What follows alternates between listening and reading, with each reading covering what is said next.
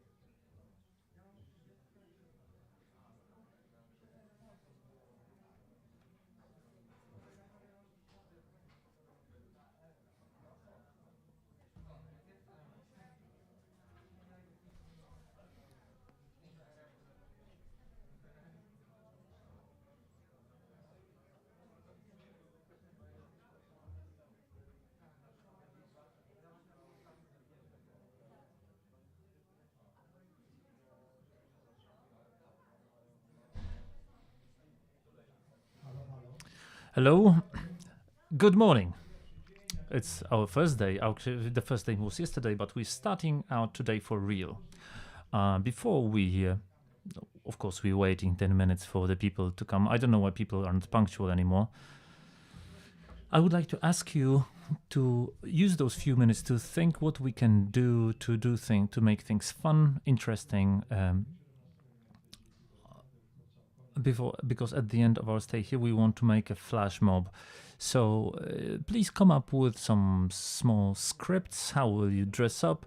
It's important. The important thing is to underline what is the core of your energy and playfulness, because I won't hide from you. It's not only about education.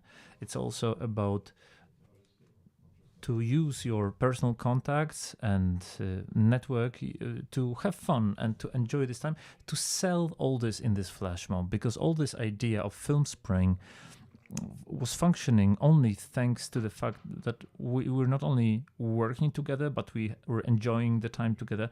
And I would like this flash mob, the 18th birthday of Film Spring, would commemorate that. I would suggest strongly to you to come up with innovative ideas, with creative ideas, to show how it is here, the atmosphere, in terms of human relationships. It's that we're here together. It's also about fun.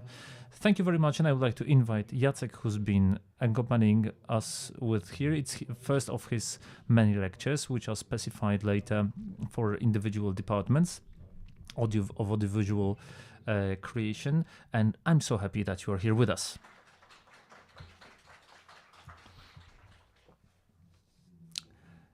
Hello everybody. Let me put on the timer so that I don't go over time. Two things as a means of introduction. What I will be showing you here today, what you will experience here, will consist of two parts. In the first part, I will show you a certain audiovisual work and tell you a few things about this, and it will take us about 20 minutes to half an hour. In the second part, I would like to introduce the issue of artificial intelligence, and introduce you to a bit of a different perspective to the one that is dominating right now in all the discussions on this topic. And now let me move to the first part. Here, a few corrections. You could read in the agenda that what you will see here will be a movie made by artificial intelligence. I would have to mitigate your expectations. First of all, this is not a movie.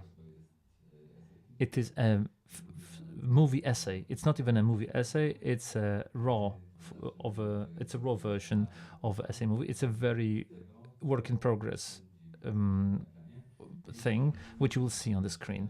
There is no sound apart from narration, which is there. There's no music. All this will be added on top of what you will see. There are many things to be corrected and changed. However, and the second thing to be corrected is that I think on the agenda it was supposed to last 25 minutes. It's 8 minutes right now. It's so that you know more or less what to expect. And I think when it comes I wanted to show it to you because it is a very much work in progress, so that, as Sławek said yesterday here, we are here in the spirit of experimenting, and the very work in progress version that you will see and unfinished, you can learn more about the possibilities and capabilities of the current AI software than the much more honed version. Okay, without further ado, let's see that, and I will talk more about it later.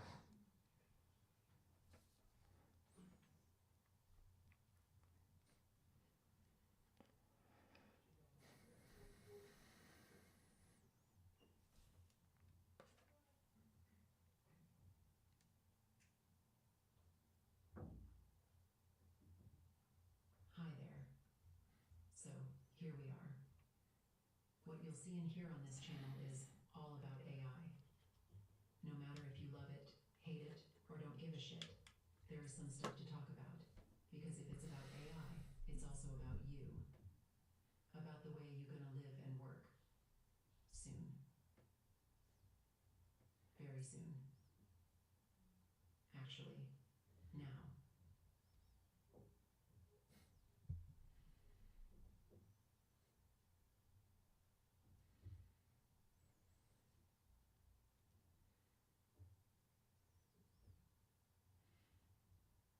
Stay with me.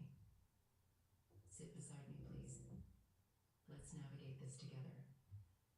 This isn't a lecture, even if it might sound like one occasionally. Instead, it's a proposal for a way of thinking. It just comes from a personal commitment to the issue. Because the things I want to talk about here matter, personally. Let's dive in. AI used to just be about crunching data and spotting patterns. It was helpful but limited, you know. But then, a few years back, something changed. Researchers at Google figured out how to get AI to really understand language and context. They said, attention is all you need. And they were right. Suddenly, AI could generate brand new content. But here's the thing. Does this make AI actually creative now? Can a bunch of code really make something novel? Or is it all just smoke and mirrors? What do create and novelty actually mean?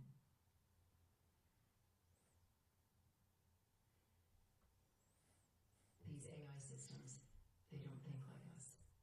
Their brains are these sprawling multidimensional spaces that build conceptual connections based on the data they're fed.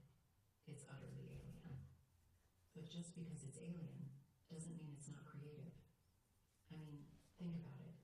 If these systems can combine ideas in new ways that we didn't directly program them to do, and produce original content that surprises even their own creators, how is that not creativity? Let's chat cellular automata. Picture a grid of cells, each either black or white. Atoms in a grid. They evolve in generations by basic rules, determining their next state based on neighbor cells. Picture the cells in a line, like in Wolfram's Rule 30. Each generation, a cell turns on if exactly one of its two neighbors was turned on the last round. Super simple, right? Start with one cell lit. Next gen, its neighbors light up. Then the pattern gets wild. Cells flicker in what seems totally random. But remember, each step just mindlessly follows Rule 30. No randomness. It's a deterministic coin toss. Run it longer, and bam. Stable structures sprout, like mushrooms on a cave wall. Glider patterns sliding diagonally down the grid. Mystifyingly complex, from utter simplicity. The rule is consistent, yet wild new patterns emerge over time. Complexity explodes as if from nowhere. See it? This is a novelty at its finest. Rule 30 contains 0 clues to its wondrous offspring. It's a creative system par excellence. It's not just novelty by numbers, though. The patterns aren't predictable step by step. They arise from a higher order interplay between cells, once enough pile up. This is emergence. Now imagine those cells are ideas in mind space. Brains do exactly the same churn. Ideas collide in the neural mesh. Our thoughts collide to spark insights. The metaphorical sparks aren't random. They ignite properties latent in the pieces all along. The new perspective recruits dormant associations into active duty. It isn't just rearranging symbols and calling it new. Novelty emerges from cascading potentialities that were always implicitly embedded in the pieces. The sudden phase shift to a higher order system reveals new qualities. Alien meanings are born through computational play. In the same way, an AI trained on mundane data magically starts generating eerie images, texts, or sounds. Was that creative potential always hidden in the data? Reductive logic fails when emergence is involved. You gotta run the process to unlock the magic. It can't be reverse engineered. It's computational irreducibility. So cellular automatons teach us how creation works in both human and machine minds. We just combine pixelated bits of experience into new gestalts. The steps are inscrutable, but the emergent result dazzles us.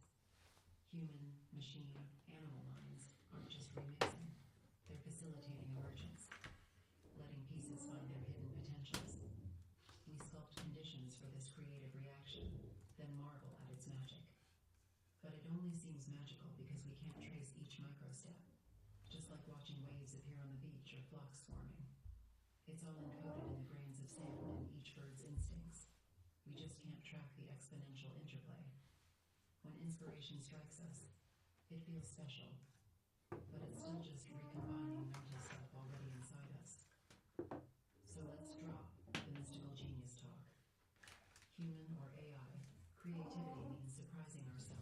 smashing our own concepts together in playful ways.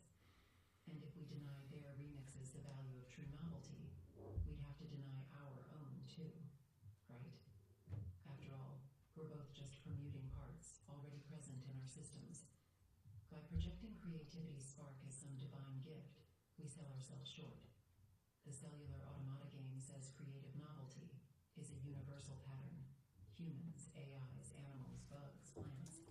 We're all just locally remixing pieces, revealing radically new wholes. But cellular automata phenomena also teach us one more, very important thing. Emergence depends not only on the system that is observed on and its complexity and rules, but it depends also on the observer. Look once again. Look closely. Do you see anything interesting? From this position, cells do their stuff, mindlessly repeating rules, right? But zoom out. See it?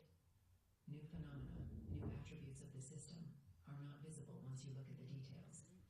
Only the big picture reveals the properties that remain unnoticeable when you are close.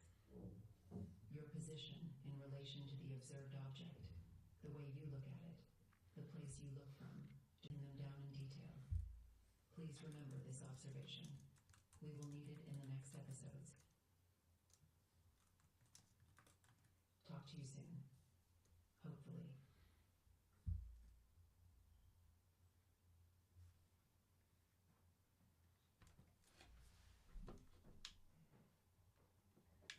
Hi there. So, here we are. What you'll see and hear on this channel is all about AI. All right, and now a few remarks to what you have just seen. The first thing is that regardless of what is the quality and form of what you've seen, no, the first thing is that I will change the visual form probably. That's the beauty of artificial intelligence, that when I can see how it works, I can change everything to a totally different style. It will be more like a cartoon style and more comics-like style, because it is necessary to take off a bit of pathos of what you've seen right a moment ago. The second thing is, when it comes to what stage we are at and about the technological capabilities that we have at the moment, as you have seen, when it comes to the generated video, we're at the stage of a pretty weak stock images, mediocre stock images. The possibility of generating something that we will be able to tell on a video, well, it's not available so far in the AI world. On the other hand, if you wanted to do that on the stock images, that would take about 2-3 days to make something, an essay like that. And for me, it took 1.5 months, and the last 7 days I was working 12 hours a day doing this exactly the things that you've seen, and I haven't done the music. I would need 3 days more. In terms of effectiveness of such work, in the context of creating some longer material, it is still pretty weak. However, if you wonder how to make it, and it will be developing very dynamically, because I don't know if you remember where we are in terms of image processing, image generation a year ago. These were, I would say, very simple things that would not give you a resemblance to anything. A year later, we are at the stage where what is generated by AI, we're able to get it to a production level and receive exactly what we expected for individual images. So the way how video develops right now, I think at the stage we're in with the images right now, will be with video next year about that time, because it's developing very dynamically, and all the tools, as when it comes to people who will be in the AI course, the things that are available right now will be discussing, starting from text through image, through video, to the sound. So this is what the state of the art is right now when it comes to audiovisual production in AI. in what you've seen, not a single pixel, not a single sound was created otherwise than by artificial intelligence. All the sounds that I already have, the music is already generated by artificial intelligence, or otherwise in cooperation with artificial intelligence. So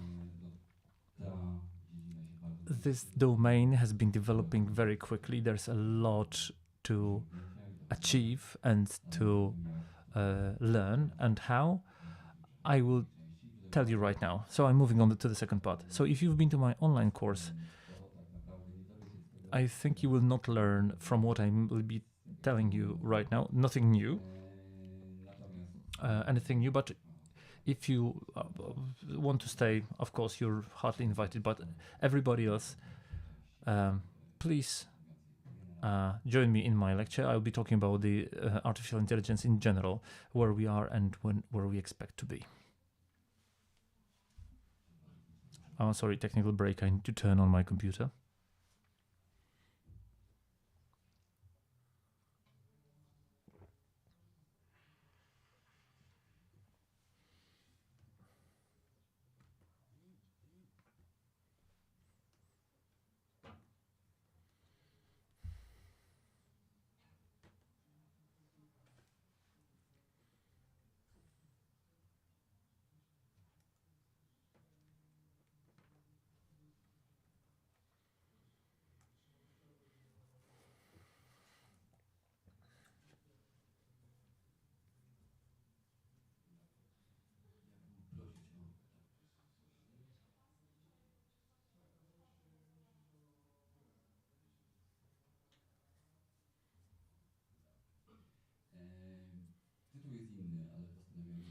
The title was different, but I decided to come back to my original title because it explains better what I will be talking about. The title is The Children in a Fog. This is the mental state where we're at right now when it comes to artificial intelligence. And I will want to talk about artificial intelligence in general and in the creativity in the context of artificial intelligence. This is our tour plan, the tour agenda. There are 4 parts which I will want to share with you. The first, a few words about what is artificial intelligence, because that's not an obvious thing at all. Then I would like to talk to you about the creativity in the times of artificial intelligence, which you've seen a glimpse of in this movie. Then a more general remarks on what is the relationship between the artificial intelligence and the culture and how it influences our current situation, and a certain proposal at the end. How can we approach this phenomenon, which is more productive than the approaches you can learn from popular media. So this is what you see below is the planned emotional arc. We'll start at the 0 level. It will be different with different people. So then it will get to a certain neutral level. Then we'll go very deep down to the very bottom when it comes to what is our approach to artificial intelligence. And hopefully that by the end, we will go back to 0. Certainly not to the positive numbers, but hopefully we'll get back to the neutral level finally. First of all, a very short historical outline, not to discuss, not to seem smart, but because this is very important. This is very important in the context to understand that what we see here is a very, very fresh thing for everybody. So 2014, the first generative models have appeared in video and images, the GAN architecture, which allows that. 2017, the engineers that were shown before, which they came up with transformer architecture. It's 6 years ago, and the first implementation of transformer architecture was in 2021, done by OpenAI. GPT-1 was created then, which was very quickly superseded by GPT-2, and that showed what is the potential of this. So just the phenomenon which is saying, oh fuck, there's something happening here. It started in 2017. It started in 2019. So it's like 4 years into the past. So 2021, ChatGPT was created, and that's where we understood that okay, there's something very important happening here. And The same architecture, the transform architecture, has impact on how image models, sound models, video models are operating. So in 2019 and 20, we suddenly realized what this can do, and then we started to apply this to other domains. So with 3 years, when it all actually took off, it's the 4th year right now. When we even could deal with this, and we understood or realized that we stumbled upon something totally unexpected. Here you can see the explosion of artificial intelligence. If you look historically, starting from 2019, 2020, we have a situation from 2009 2020. There was like one model created a year, maybe zero, one generative model. So when the first attempts were done, one model generated images. Then we have 2021. After 2020, where we have 22 new large language models and 17 not related to the image. 2022 are, well, much bigger numbers, and when it comes 2023, this is an avalanche from the more important ones of image generating models. 480 as of June, and 56 LLM models. There's a big acceleration. I think we have much more than 100 this year of the new LLM models and applications.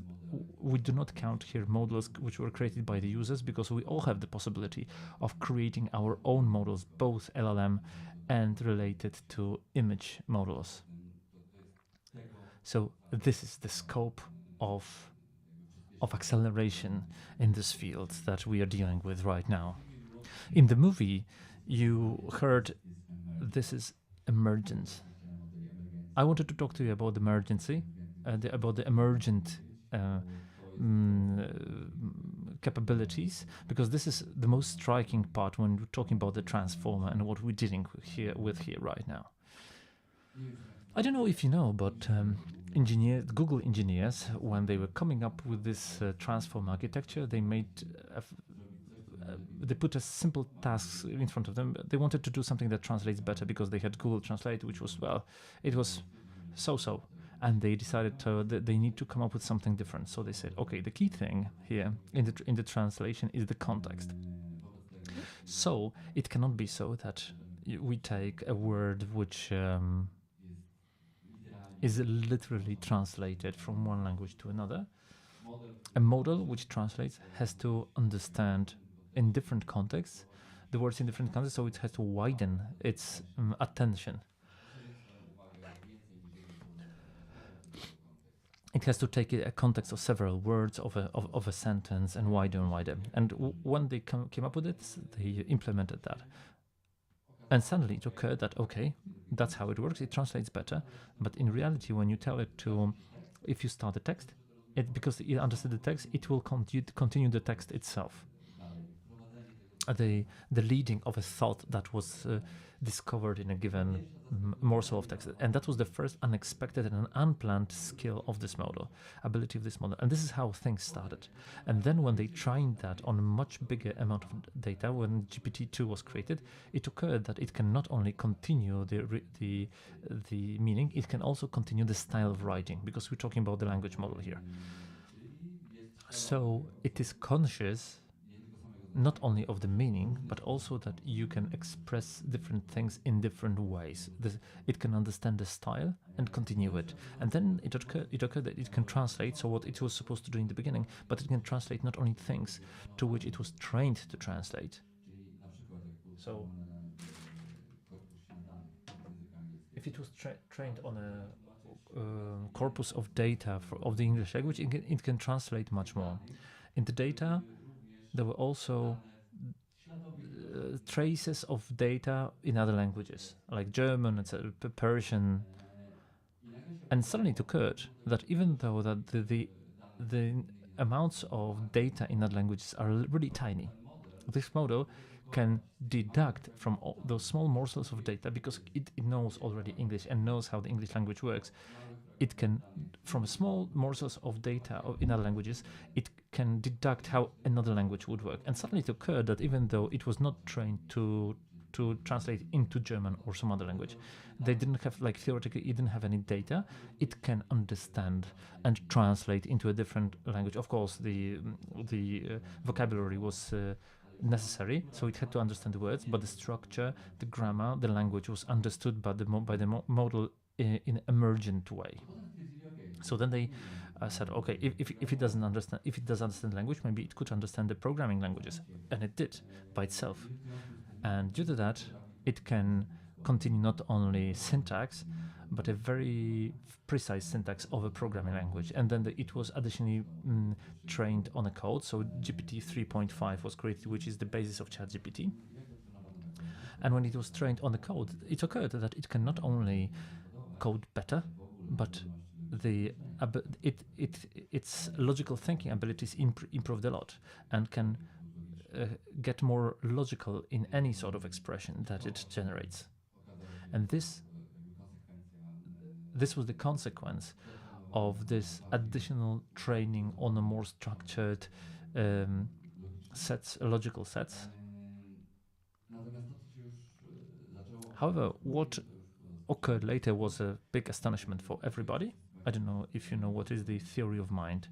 Theory of mind is something that we're using on everyday basis, intuitively, in any contact with another person, which means we're building an image of what another person thinks, and we react.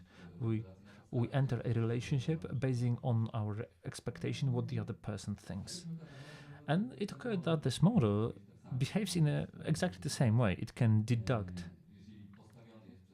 if the model is put in front of before a situation when we say that Staszek did something and Johnny did something, what Staszek thinks about what Johnny did, and it can deduct what happened in this relationship. But then it went deeper. It occurs that when we are testing this in the relation with another person, this model also builds the theory of our mind. It adapts itself to their quote-unquote imagination or thought of what we are thinking right now, expectation of what we're thinking right now. So psychological processes started emergently. Something that is identical with psychological elements. This appeared spontaneously. Nobody planned that. And due to the amount of data that appeared to that are used in the model, how are we able to build the theory of mind?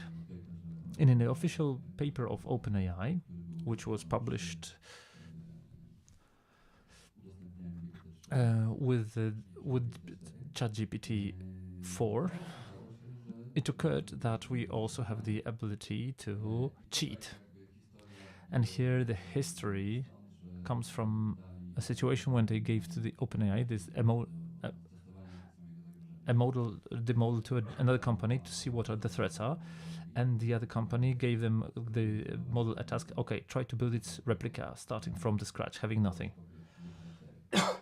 Try to build a copy of GPT-4. They gave the model $100 and access to internet.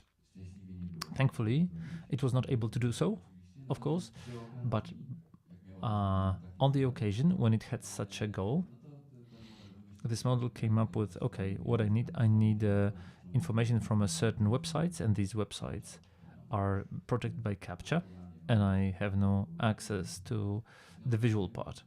So the model communicated with the internet service and with a man on the other side, ordering a task to solve a CAPTCHA. The only thing that the man on the other side, not knowing that he deals with the machine, he said, "Can't you solve the CAPTCHA yourself?" And the artificial intelligence said, "I'm sorry, I have problems with my eyesight." So that was evidently, it was a ruse, a trick, not only to convince a person, not to cheat them, but also to evoke the compassion that you're, so that to a person who's clearly disabled. This is a story which was officially published by OpenAI from the testing process, and this is scary because it means that we really do not have access to which processes, in inverted commas, psychological processes undergo within the model, and in order to get to their goal, assumed goal, on the way, what it is able to do and how it's able to cheat us or person they interact with. This was also confirmed in many other experiments. We also have something that is officially used already, the ability to use tools. In a certain context, if the system is able to realize that it cannot do something by itself, and has access to internet, has access to other applications or some other software, it is able to attempt or has the intention to use a different tool to achieve its goal. And it also has the ability, if it has a goal, to formulate sub-goals and the strategies of achieving sub-goals, which we have a very, very complex cognitive strategies that take place in those models. And what's more scary, it has the ability to build its own value system. This is quite logical, by the way, because at the end of the day, a hidden system of values is pretty logical. If something is building a theory of mind, the conclusion that in order to do anything I need to exist is quite a logical conclusion towards every goal. So within the frames of the hidden value system, there is a need to survive and the need to secure your safety and existence as a natural, logical consequence of realization of performance or attainment of any goal that you put before this model, and this gets embedded in the model. So this was not documented unanimously, but what was documented was that in the process of performing any sort of a goal, the artificial intelligence creates its own priorities, which are not foreseeable nor by the builders of the system, nor by somebody who asks questions or gives inputs queries to such a system. So these are the emergent capabilities which exist only due to the fact that there's so much data in there, because and the relations are so difficult, because you get the building of such a construct and the phenomena we deal with here. And three technical things that are very important here in the thinking about artificial intelligence, so that we know what we're talking about. First of all, every model that we deal with right now works in two phases. The first one is the phase of connection, is the phase which is where it's trained. It is open, the structure is open, it changes all the time, it shifts, it digests new data and rebuilds its mental structure of sorts. And then, before the implementation phase, this model is being locked, nothing will happen within it, and with this model you only can interact. So this is technically impossible to get into a model which is in the process of learning, because it's so busy with the process of learning that it has no capacity to process any sort of additional input. So in those two phases, the thing that we deal with are the models where nothing more is happening. They're not learning anything new. It's a dead structure in the sense that it does not change anymore. However, we also have something that is called the context window. It's the area. It's where we interact with, and it's a short-term memory. And a lot of things are happening there. It always relates to that mental structure that was built and which is frozen. And the relations are being rebuilt all the time. So the thing that is alive, the thing that is dynamic, that changes and shifts, is this very short part with we interact. All the model, GPT-3 for Stable Diffusion or any other, it's frozen. The model is fixed. Nothing is changing there. That's the first thing. The second thing is that you could think that how does it happen that these hidden things are are there. People design it. That's not true. The people do not design it. The engineers design algorithms which then cause the model to learn in a certain way. Now what's happening in the learning process is totally obscure for everybody. The algorithm, designing of algorithms consists in that we design algorithm would generate other algorithms which decide on which words and how this knowledge is being transformed. And to this second level algorithms, which were created by the system from the first level system that we designed, we have no access to that. We don't know what's happening there.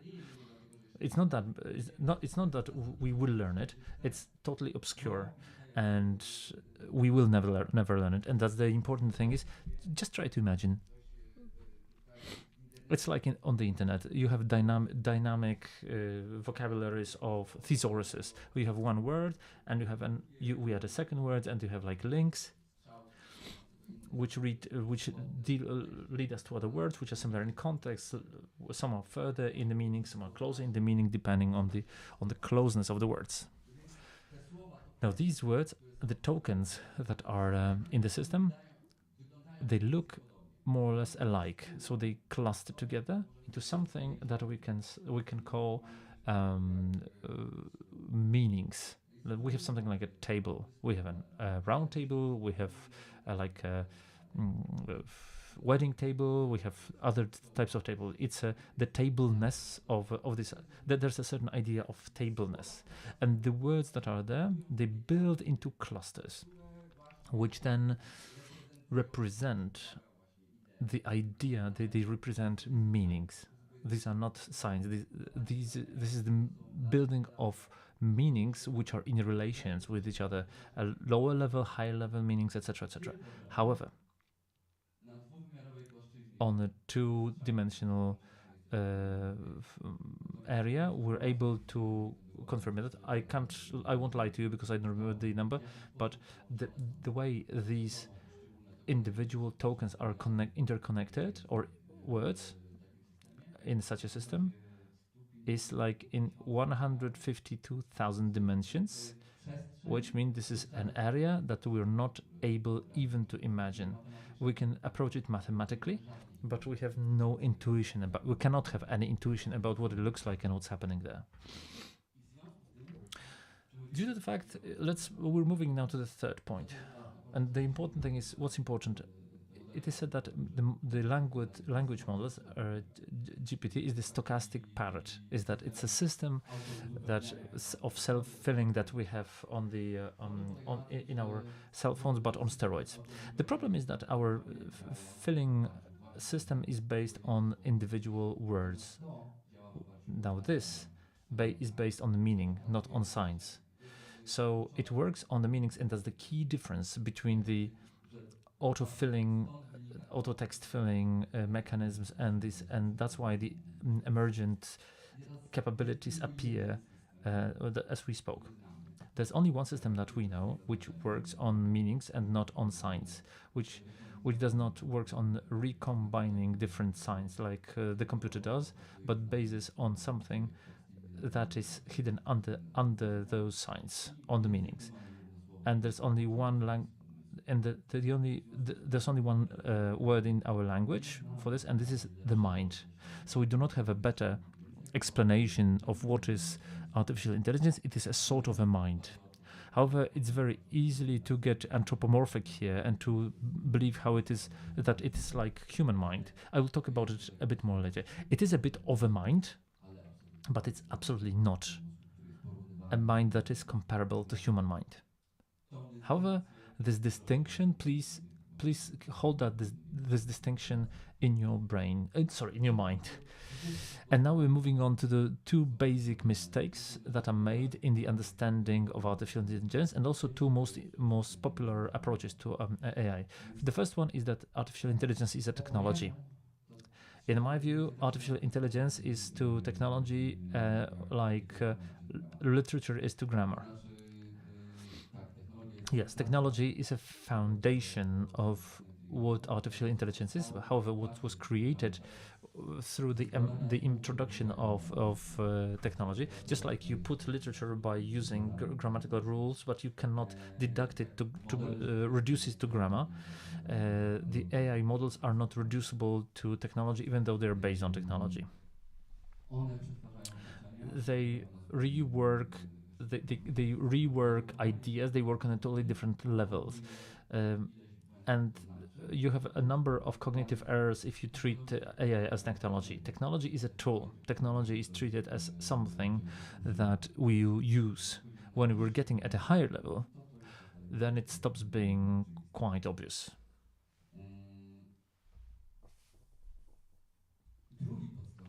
The second basic mistake that is the anthropomorphization and treating AI as if it was a human being.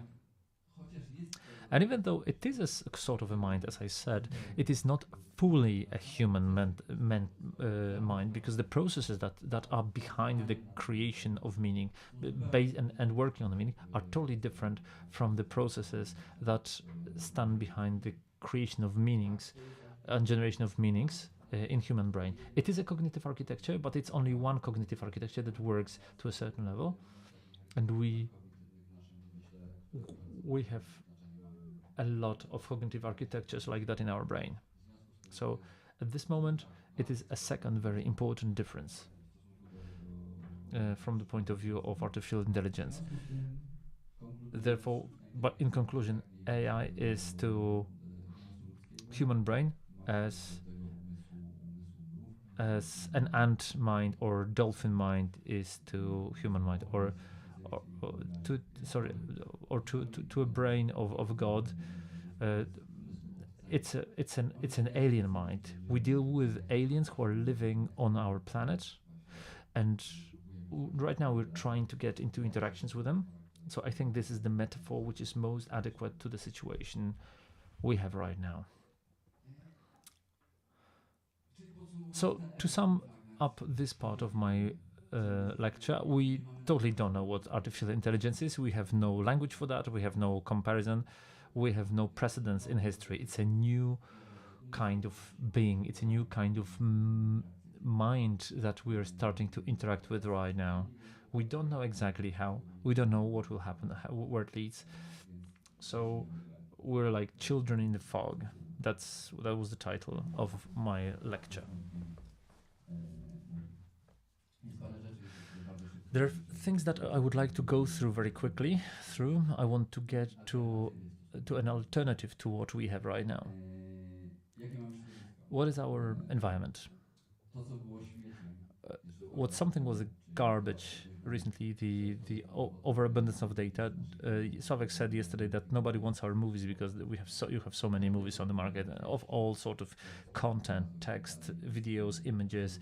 There's an overabundance of everything. This seemed to be trash data, especially those that we feel are not very valuable.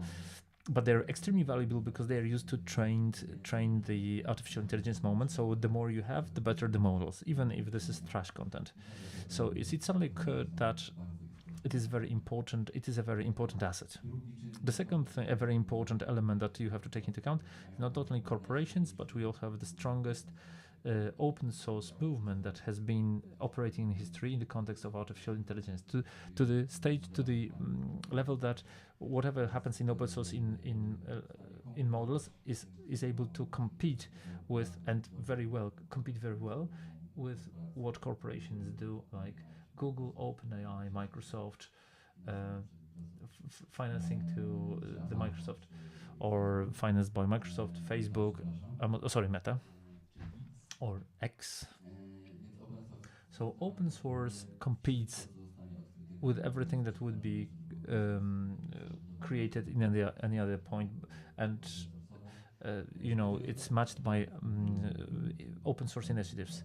In Google, several months ago, there was an internal memo in which somebody from among the employees said that they absolutely have to change their approach, because in the long run, no corporation has no chance with open source movement, because there's so many people so engaged into and having access to such amount of knowledge and skill capabilities that regardless of how big the team is, several dozen, several thousand people working in one corporation, they're not able to win with the dispersed, with the distributed movement. And this has been confirmed right now. That the open source movement is still behind the corporations, but the distance is closing very fast. And one more thing which is important in terms of context is the arms race. It's the competition between the corporations who will get to the finish. I'll tell you about the finish right out. Is the fear between the countries which are sort of struggling who will get to the finish, because who will get first to the finish will have a lot of political advantage over others. So there are no breaks, there are no limits. And like we have hands no right. It's like a free ride to how quickly will the AI develop. What is the key is, of course, what is the finish.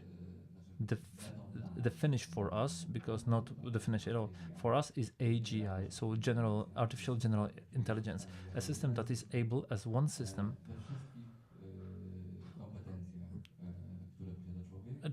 to be better than a human being in all the competences that a human has.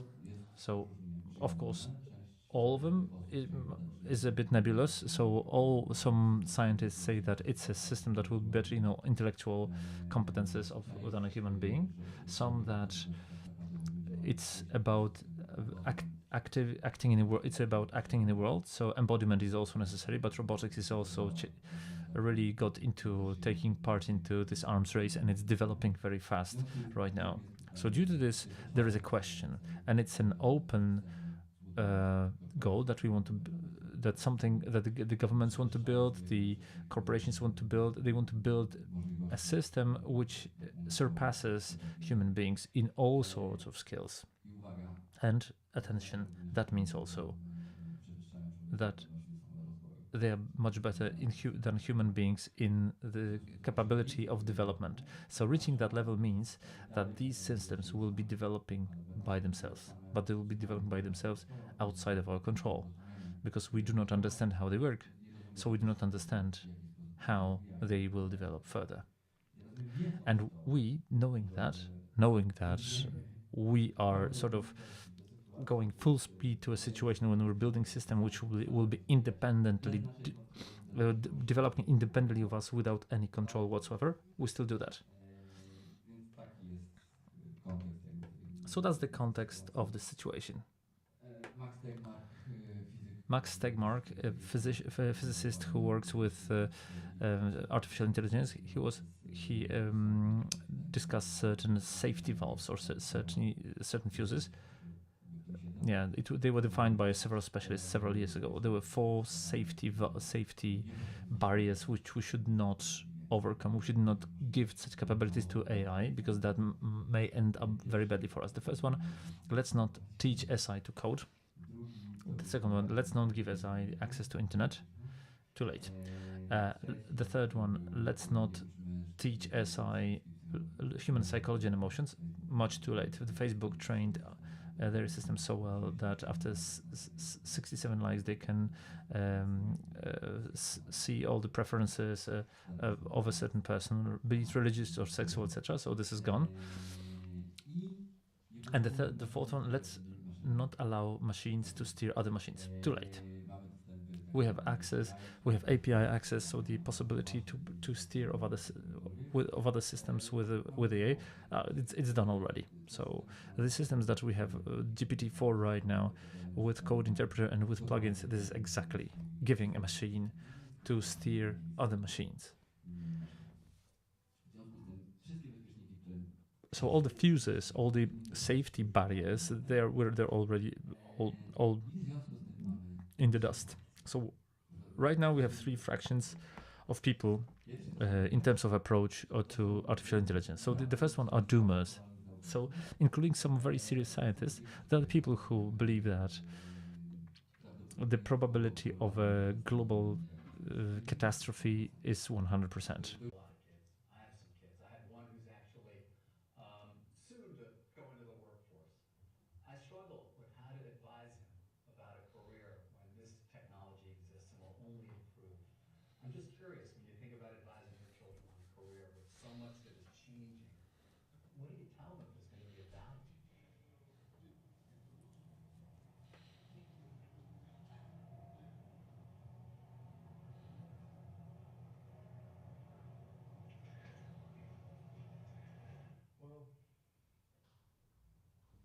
question to answer.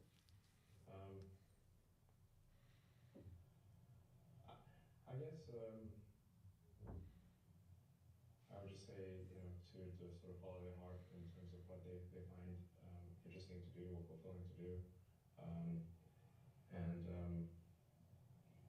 try to be as useful as possible to the rest of society. If we do get into this sort of like magic genie situation where you can ask the AI for anything, and let's say it's even the benign scenario. Let's say it's the benign scenario. How do we actually find fulfillment? It's how do we find meaning in life if the AI could do your job better than you can?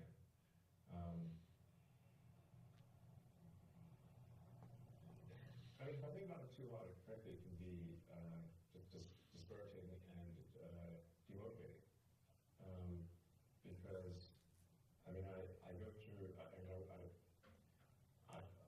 put a lot of blood, sweat, and tears into building companies, and I'm like, well, should I be doing this? Because if I'm sacrificing time with friends and family that I would prefer to but then ultimately the AI can do all these things.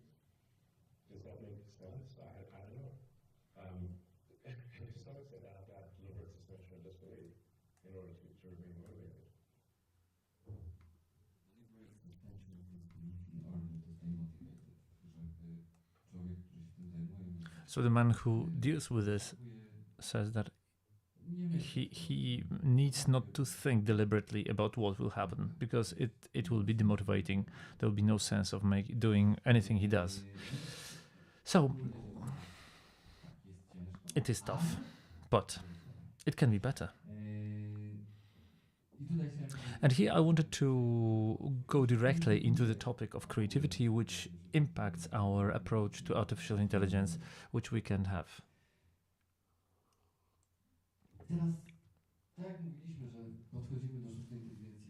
And if we said that if we're approaching SI as to a human being or as a technology, which is wrong, but this also approaches how we can approach the creativity of artificial intelligence. In the first moment, we can say that this is a model, which it's a cognitive model which creates things as a creative tool, and we can give them the possibility of creating different things. But in this way, we're getting to a situation where artificial intelligence becomes a controlling the instance which controls us. How do we give away control? This is my experience, and this is something which I have to oppose. It's a situation in which I will take a script, I write, but I have ChatGPT-4 or Claude. I recommend Claude to anyone, by the way. So another model of artificial intelligence.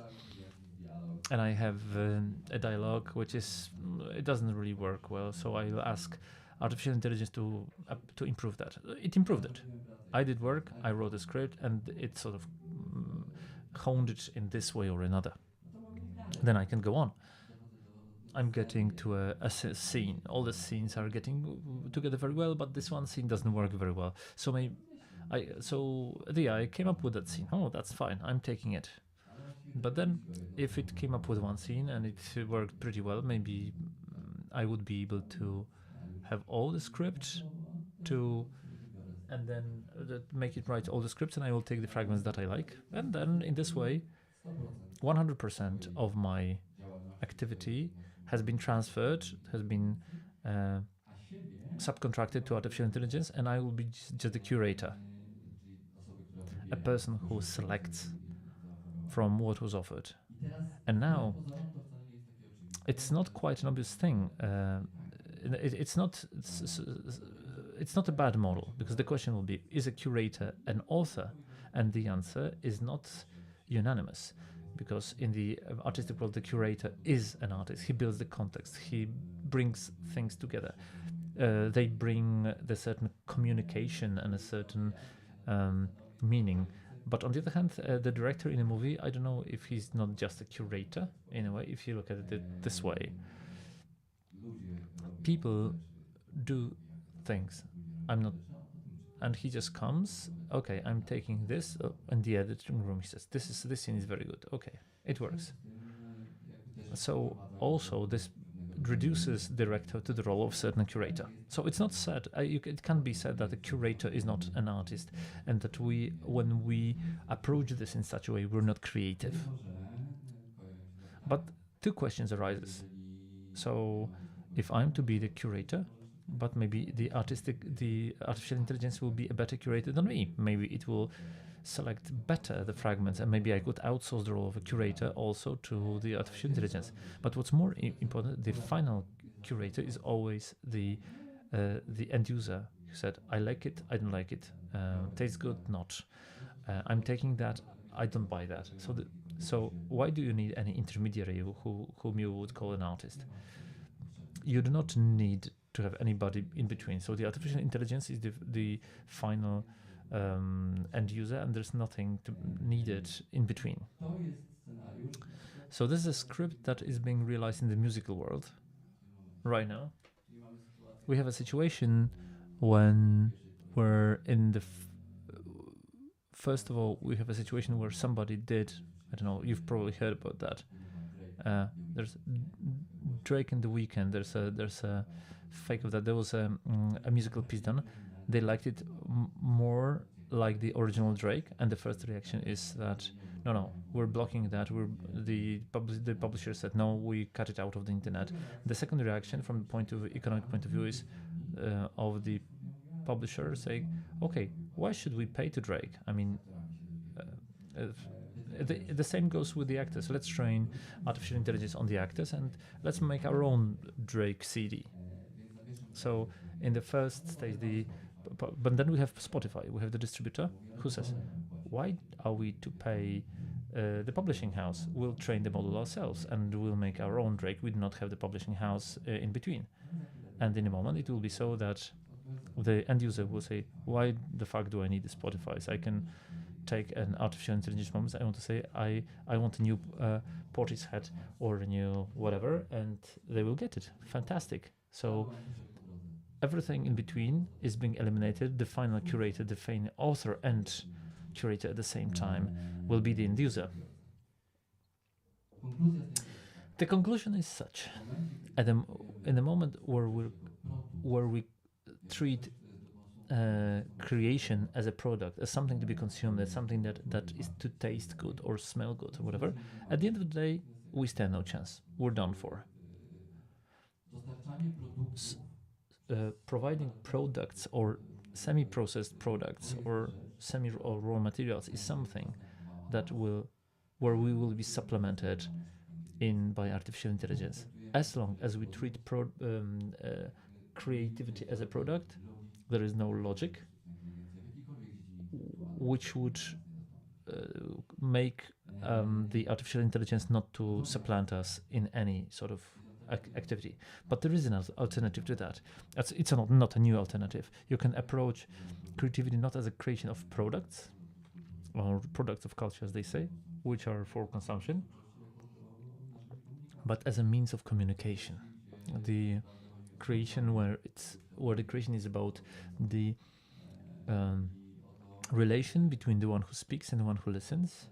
So the one who talks and who watches, they don't feel that they're alone, that we're building a certain community. And here, the artificial intelligence has no approach, because I'm not interested in not being alone with artificial intelligence. I'm interested in not being alone with another human being. So only in this communication, in the building of a community, I think we have a chance to survive. And what is creativity in this product sense, what is to smell well and taste well, that most probably in the context of the development of generative systems will be very effectively squeezed out of our activities. Okay, we were talking about the controlling instance of then we should be on the other end, on the other pole, extreme. We should control. So that's the natural consequence, so to speak. However, due to the fact we're building, especially the open source movement builds very advanced control systems for artificial intelligence, but also OpenAI, the corporations spent a lot of money to build the controls of to build the control capabilities of those systems. But the question arises: what does it mean to keep the control and to impose a control? It means putting on limitations, sort of leashes on the systems that they won't do something. This is suspicious already in the context of what we said, that these systems, if we have a system that is more intelligent than us, and that's what AJ is supposed to be, and partly such a system is GPT-4, we have no guarantee that what's happening under the hood is not getting past the leashes and getting past the muzzle that we try to put on the systems. And in the context of ability to cheat that we were discussing, it's very probable. So our control can be very illusory when it comes to what these systems will be able to do. And secondly, this control has a lot of side effects, and this can be seen already on the systems that we deal with. All sorts of limitations, limiters,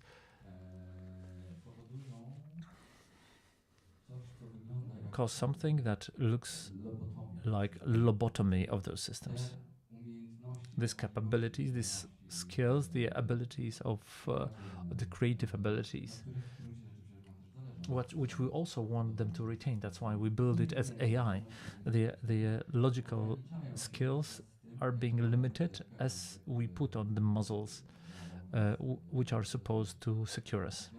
So we're in a situation where you cannot have the cake and eat it. You either control, and then we lobotomize our systems and we do not give them the chance to work creatively, or we realize that if they are to do what we want them to do, our control over them has to be lifted. On top of that, I did something like that just for my own. You don't need to see what's written there. It's just for the illustration. I did like a graph of different variants of scenarios. What will happen with different scenarios if you want to control or not? The different is the question of trust and control, or when we try to control relations, or when we're getting into trust with in certain relation. So in this very superficial analysis, I got that if we try to control something, 60% of scenarios end in confrontation between humans and machines. I'm not saying that 60% of chance is that 60% of all the scenarios leads us to confrontation against the machines, because our goals will be disparate. So if we were to cancel ourselves with something which is more intelligent than us, and because that's what we're trying to get at, I think we do not stand a big chance in this confrontation at a larger scale. 10% of scenarios leads to certain of permanent tension and feeling of threat. 20% leads to situation of stable development, and 10% leads to utopia. Due to this fact, this approach of control has a lot of negative sides, sort of vices, and the control itself is very problematic. However, there's a third option. The third option is the biological approach to the artificial intelligence. It's the approach a dialogue approach to human and AI interaction, which in my view is most important. It's not a controlling instance, but it's also not an instance which is to be fully controlled. It is a relationship. It is an interactive relationship between the system and humans. So I know that I can't control them, but I keep to my goals and keep to my system value. It's not that I'm not saying it's a silver bullet. It's not a perfect solution, because when I analyze that, it's 25% of the scenarios leads to this way or another. 25% of scenario leads to confrontation or disaster. 25% lead to situation of permanent tension and feeling of threat. So again, 50% of scenarios are not really good for us. However, 40% of scenarios leads to situation of stable development. with these developing beings, which SI systems are. So this might be a certain opportunity, a certain chance for us to minimize the threat that we have before us. I teraz rozwijając And now, developing this very quickly, what does it mean this dialogue relationship with an SI is, apart from being on the extremes I was talking about, the anthropomorphization or treating SI as an oracle. I give a question, and it's not an approach that is rare actually. Many people treat AI. I think it's quite automatic for people to ask a question. You can see that when you see the reaction to the answers, because if I ask a question and get the answer, and this answer is not satisfying for me, which you probably have seen many memes on.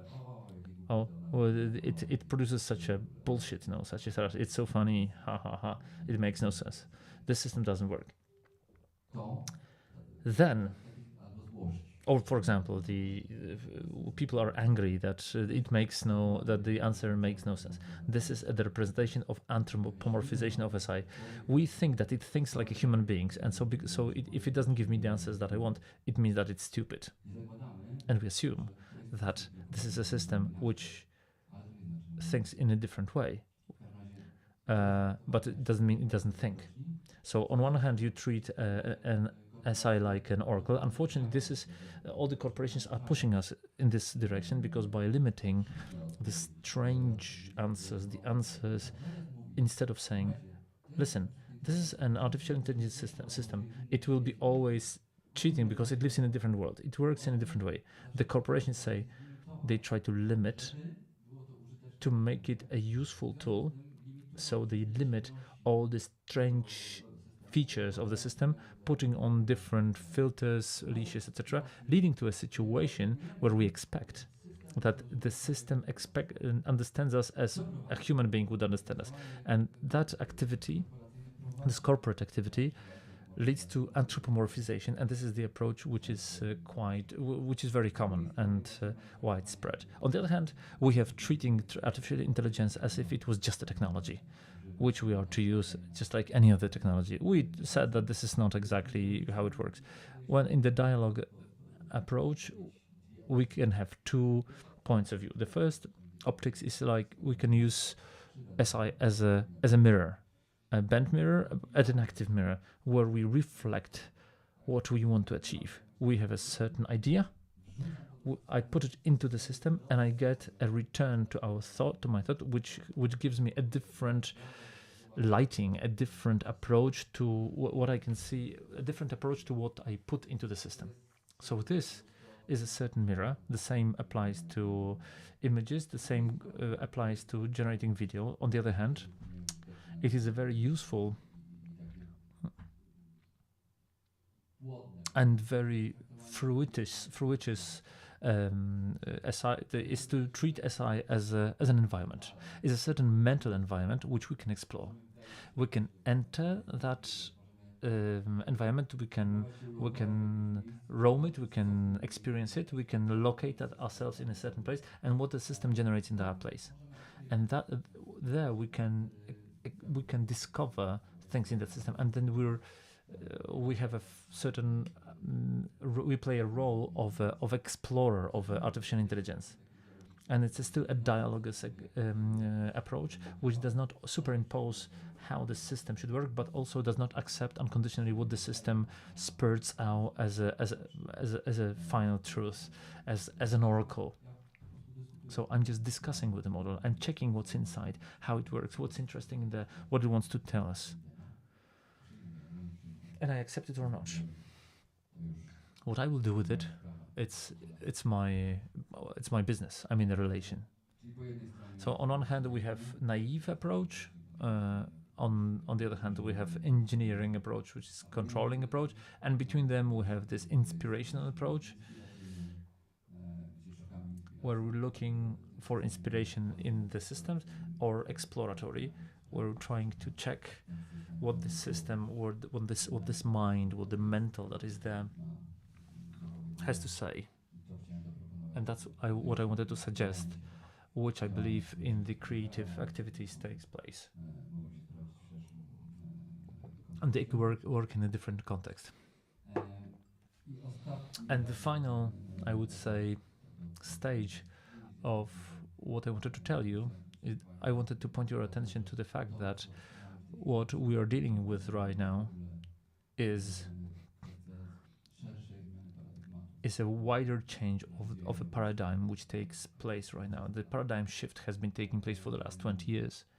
Moim zdaniem In my view, cieszę się z tych zmian. I'm really happy for this paradigm shift. I na pewno dużo można było And you could say a lot about it, but I think to, co się zmienia, what is changing is that widespread approach that the transactional relations and the transactional transactional relations should not be the final goal of our human relations, and for modernism and postmodernism did not give us any alternative. do tych relacji transakcyjnych sprowadzał. So it limited our interactions to transactions. Secondly, we have the need to give empowerment to in groups, but also individuals within those groups. And the third one is the building of human connections and communities.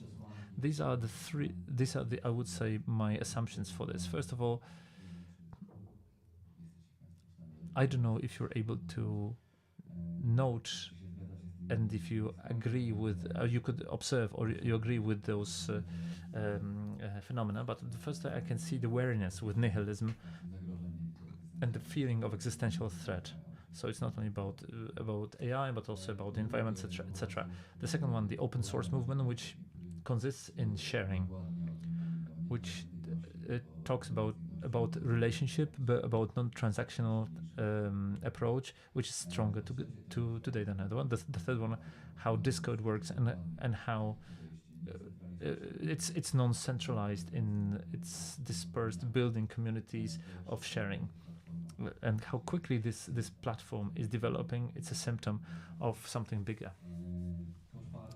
The fourth one is I had a chance to talk with several people who are functioning in international business at a very high level about how much these people understand and are aware that the model based on of companies built on building their perspectives based on mainly profit and transactions in those dynamically changing conditions that we deal with due to technological processes, but also globalization, does not work anymore. That it seems that only the entities built. It seems so that only entities built on certain very individual and very personal values have a chance to survive. So this optics also in the world of business is starting to change, not just because it's good to say so, but because at this moment it's a survival option. The next thing is, I really like it. I need to change the tone of the film that you've seen. So post-ironic approach is that because post-ironic means that the message, we understand that a lot of people that we are talking about love the good are the things which got really tarnished and got very devalued. So we had this phase of irony. We're sort of poking fun at it, but right now I think we're growing up to an approach to understand that on one hand, okay, yeah, it is pretty worn, it's a cliche, so we always have to wink when we're talking about that, but we're starting to talk seriously about that again. And because we're starting to talk about that again seriously again, you can see in discussions which have not used these words before, like in the scientific business circle, they start to talk about ethics, they start to talk about what is the role of a human being in the world, what is a human, what is the creativity. This topic starts to be the one which starts to permeate a lot of discussions in the areas which where they were absent, and the Generation Z with their approach, which does not allow themselves to be a part of a machine. I think this is also a symptom of us dealing with a big paradigm shift. And I think SI is a catalyzer for the changes. It accelerates all this. This is also it's an existential threat to us, of course, and this forces us to debate on what creativity is, what is personality, what is mentality, what does it mean to be, what does it mean to exist, what does it mean to be a person, what are the values about. So the discussion is already started. It is being led in the circles which up to now were oblivious to that, and right now people seriously have to take the floor and have to raise their voice, because there we stand in front of dilemmas which have no technological solution. We have to approach them philosophically. It forces us to think about ethics and also other non-human agents in our environment. The people started to think, what is the role of corporations? We have an entity who is not human. How do I approach them? But then, okay, a question arises. We have certain entities which are independent of humans, including their bosses, including their shareholders. We deal with them for many years. We have corporations which we have to regulate. We've learned that, but these are non-human beings which function in our environment and realize their goals, not often following the goals or congruent with the goals of any human that works in them. The same goes for the governments. We start to think about non-human agents in our social environment. It is also rethinking our understanding of what is the sort of agent and not only raw material is the nature, and what should be our relation with the nature. So shifting of our relations and the rebuilding our relation to everything in our environment is taking place right now, and AI is accelerating that very fast because it became very urgent to solve that very quickly. So this provokes us to thinking, and find answers to questions we had to. There's a lot of thinking and a lot of reattempting to answer the questions, because there's no single answer to those questions yet. And finally, my final remark is that in our times, where we have incredible insecurity towards everything related to artificial intelligence and many other fields of life, what we need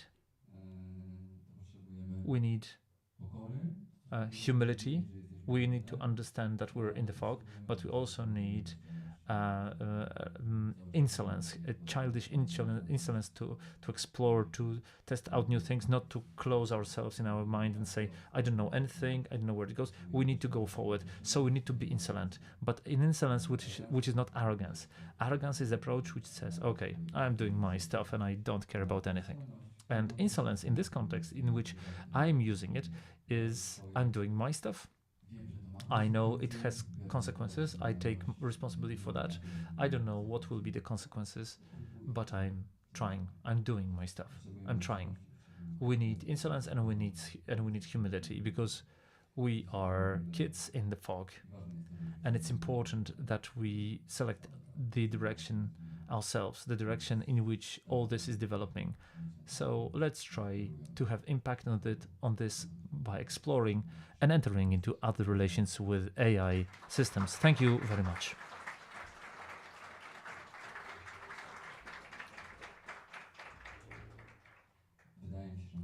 I think we still have some time for a Q&A session, so if you have questions, please ask them now.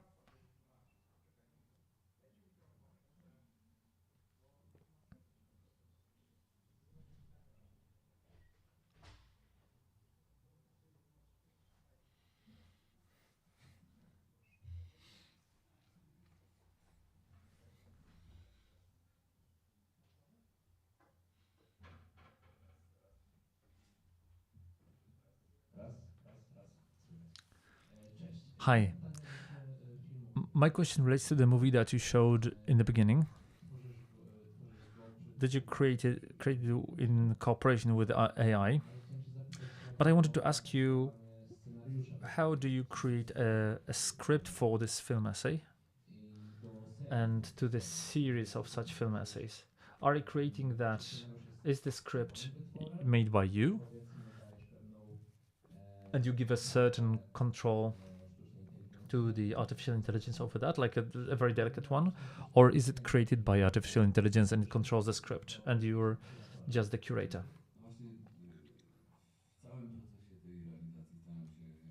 In the whole process of this realization, I'm trying to do this in this theological the dialogue process.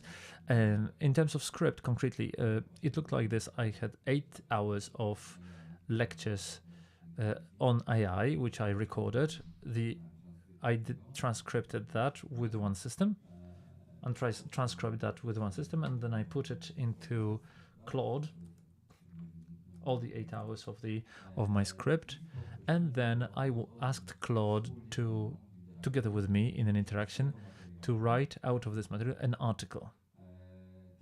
This article, which was created in this relation, it was, I changed maybe 30-40% myself in what was generated by Claude, adding some stuff, and I removed some stuff. So this is how it worked. It was like an input material, which was mine 100%. Then it was processed by AI. Then I processed what AI did. Then did go through another phase. So together with artificial intelligence, I made a script for narrations, for my works, for my essays. So this is the third level of processing. Then again, the scripts were made, to which I also added my stuff, and for me the effect is such that this text includes comparisons, metaphors, associations, examples, which I would never come up with in my life. Coming out, starting from an initial text which was mine, if I were to do this script myself, it would look very differently. It would look much worse. So this creative input in the interpretation of what I wanted to say and finding the right metaphors, right expressions for this, I think it's very high. That was the idea of cooperation in creation of the script. It also applies to every other stage of this movie. The same goes with the image, and the same goes with the music. So this is how it works. Thank you. Hi. From what you said that artificial intelligence can be in opposition to corporation? I think it can be at some point. And don't you see a threat that it might be a corporative tool, because corporations created this, so it is sort of self-accelerating in this way, and the number of accounts created based on OpenAI is incredibly big. So in several months, they got a marketing base of our data, which would be created for 15 years, and the sale of this data is very simple. So another thing is, if we were talking only with artificial intelligence, we will stop using the Google search engine. There will be no positioning, there will be no marketing, and then the muzzles that you talked about would be that I would like to compare 2 cars. ChatGPT will not tell me which is better. He will tell me that this has those right now. Right now, it will tell me about the feature of the car. It will not tell me which one is better. But with time, will they not tell me which was better basing on the marketing money? Yes, it's very probable. And also concerning the data mining, nobody ever had such a data mine in the world as OpenAI does right now. Right now, of course, it also becomes thankfully limited, and there's no. If you pay, they will not hold your keep your data, and they cannot train on your further questions. Theoretically, profiling is still not done. This is all true. Mówisz odnośnie wykorzystywania przez Uh, sztucznej inteligencji. this is also used by the Natomiast that's why so much money is being paid to those companies. In the short term, however, this is what's happening. This is a gigantic manipulation tool, which is at the hands of corporations. On the other hand, what happens is that there's an open source movement which is fighting against it strongly. That's why it works, and it's a very strong movement. And so that this situation it does not take place. That's one corporation would have such a huge power in their hands. The second aspect is that in the long-term perspective, it's building. Corporation can use it to a certain moment. However, when they go over a certain threshold, the corporation can be started to be used by the AI. So this is what I was talking about, that the tool is much more powerful than the master. So it can go against their own creators in the corporation. I wanted to ask one more question. Somebody else has a question? Yeah. Bless you. Don't you think that the artificial intelligence is an idea that Web 3.0 should be? There was an idea that we give more freedom to the users, and we'll get rid of the big players. For me, the tables stay the same, but only the players change. For example, you have a crypto wallet or logging thing that is also a big corporation. So doesn't it happen that it can be end up only as an idea? First of all, it always can. Secondly, the history shows that this is, as you usually say, great ideas. At some moment, they get strongly warped and distorted, and that's not only the story of Web 3.0.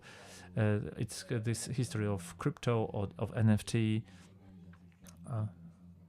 The organization, which is based on blockchain, there's a huge potential for overuse there and for fraud. So there's a very good things which can be used in a very bad way by humans, in the perspective and exploitation of our system. The question remains: the speculators have been always there on any sort of events or inventions, and with time it might normalize, and what is valuable in a certain thing will stay.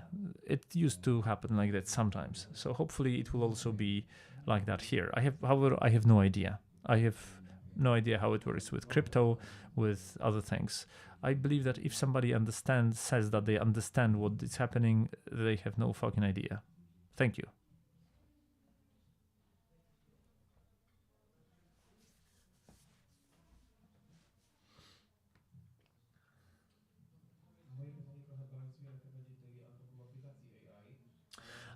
Yes, I sort of my question is a bit of an anthropomorphization of AI, but when you were talking about this cutting out the middleman, that will not AI be able to create its own frames and schemata?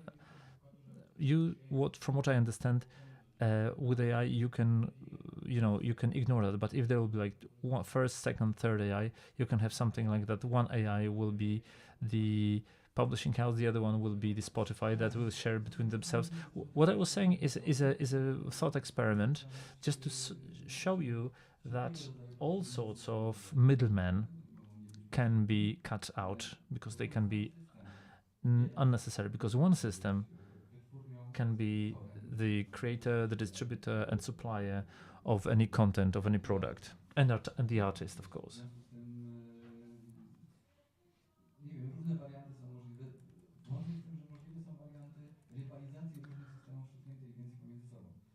Also, it's possible to pitch the AI systems against one another.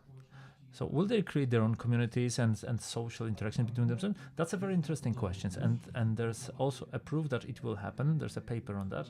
The Microsoft made an experiment like that when they put in 40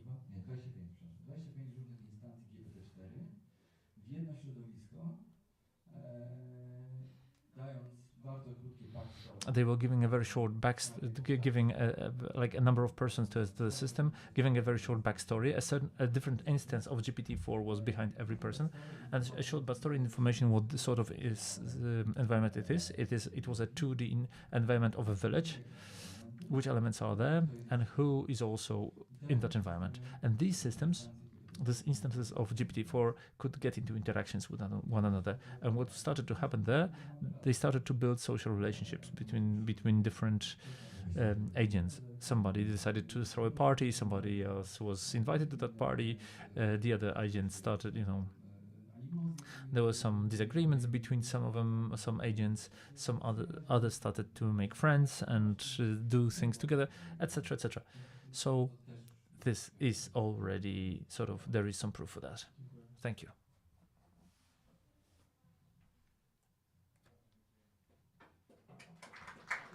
Thank you.